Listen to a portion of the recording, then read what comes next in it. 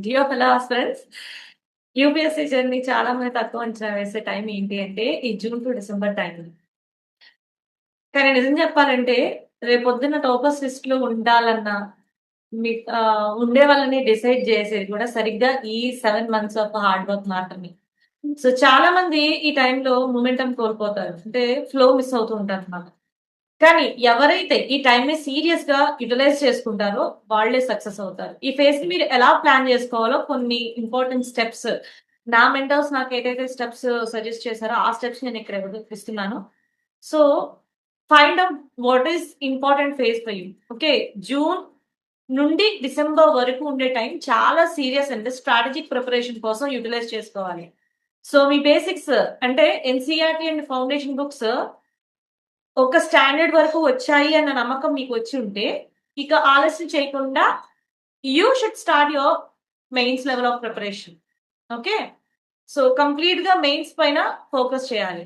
So ఈ 7 months of point, ఈ 7 months of window me focus పూర్తిగా మెయిన్ సబ్జెక్ట్స్ మీద కాన్సన్ట్రేట్ చేయాలి. Like polity, geography, economics, environment, society, governance and internal security. So ఇలాంటి topics ని mains perspective లో లోతుగా చదవాలి, డీప్ డైవ్ చేయాలి కంపల్సరీగా. వాటిని చదవడమే కాదు, రివిజన్ కి ఈజీగా ఉండేలాగా మీ ఓన్ స్టైల్లో comprehensive and consign notes prepare చేసుకోవాలి. ఇక్కడ మాక్సిమం పీపుల్ చేసే మిస్టేక్ ఏంటంటే టాపర్స్ నోట్స్ అని, తర్వాత వాళ్ళ నోట్స్ అని, వీళ్ళ నోట్స్ అని, సమ్ అదర్ నోట్స్ తీసుకొని మనం ప్రిపేర్ చేస్తామే తప్ప మనం ఓన్ గా ప్రిపేర్ చేసుకోవడానికి టైం లేదు అనుకుంటాం. But it is completely wrong. మీ ఓన్ నోట్స్ మీరు ఎప్పుడైతే ప్రిపేర్ చేసుకుంటారో at a time you are making your plan mentally and also return. Okay, so notes వేరే వాళ్ళకి తీసుకోవడం జస్ట్ ఫర్ రిఫరెన్స్, అది మీకు ఒక 40% మాత్రమే హెల్ప్ అవుతుంది. Consistency is the key here we can say. So ఈ టైంలోనే ఆన్సర్ రైటింగ్ మీద ఎక్కువ కాన్సన్ట్రేట్ చేయాలి. డైలీ ఆర్ అట్లీస్ట్ వీక్లీ కంపల్సరీగా ఆన్సర్ రైటింగ్ అనేది ప్రాక్టీస్ చేస్తూ ఉండాలి. ఇక్కడ మనం క్వాంటిటీ కన్నా కూడా క్వాలిటీ చాలా ముఖ్యం. ఓకే, సో ఎంత బాగా అనలైజ్ చేస్తున్నాము ఒక పార్ట్ ని. మీరు 10 క్వశ్చన్లు చదివి 10 క్వశ్చన్లు రాశారు అన్నది కాదు.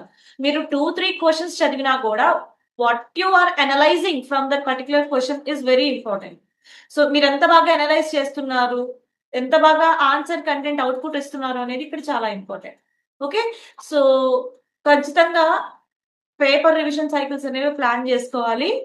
సో ప్రతి కొన్ని వారాలకి ఒకసారి మీరు రాసుకున్న నోట్స్ మళ్ళీ మళ్ళీ రివైజ్ చేస్తూ ఉండాలి. For example 1 week time schedule పెట్టుకుంటే 1 వీక్ అంతా మీరు నోట్స్ ప్రాక్టీస్ చేసుకుని రాసుకుంటే సండే కూర్చొని మళ్ళీ ఆ వీక్ మొత్తం ఏదైతే నోట్స్ రాశారో దాన్ని మొత్తం మళ్ళీ రివైజ్ చేసుకోవాలి. It's very very important. Okay, so next ఇంకా ఏంటంటే ప్రిలిమ్స్ వైపు షిఫ్ట్ అవ్వడం. సో వన్స్ డిసెంబర్ అయిపోగానే జనవరి నుండి మీ రూట్ మళ్ళీ మార్చాలి.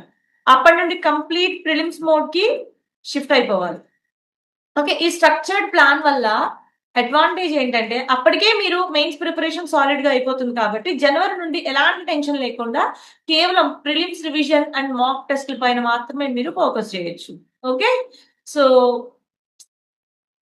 What ever advice I can give you is కొన్ని నెలలు మీ డెడికేషన్ ని అస్సలైతే వదులుకోవద్దు.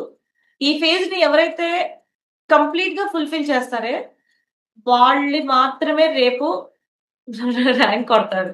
Okay, so stay focused and stay dedicated. All the best.